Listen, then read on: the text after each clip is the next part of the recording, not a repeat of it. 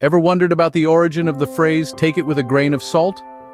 Well, buckle in for a journey back in time to ancient Rome.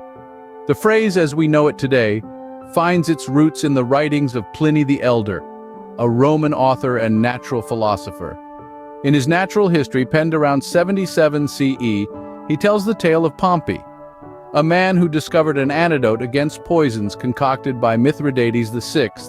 This antidote, as Pliny describes, was a mixture of dried nuts, figs, and rue leaves, all chopped and mixed together. However, the key element was to take this mix with a grain of salt, or as the Romans would say, addito, salis, grano. But how did we get from a literal grain of salt to the modern meaning of the phrase? Today, to take something with a grain of salt means to approach it with skepticism or caution.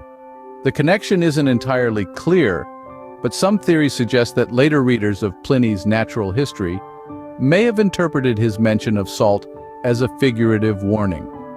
They may have read it as a cautionary note against the efficacy of the antidote, warning that one might accidentally poison oneself. However, there's no concrete evidence to suggest that the Romans used grain of salt as an idiom. In all likelihood, salt was simply part of the antidote's recipe. It's also plausible that the notion of using salt to make poison more palatable became a metaphor for adding a dash of skepticism when digesting dubious information. The phrase grain of salt surfaced again in the 17th century in John Trapp's 1647 work, A Commentary or Exposition upon all the Epistles and the Revelation of John the Divine. But it wasn't until the 20th century that the idiom really took off.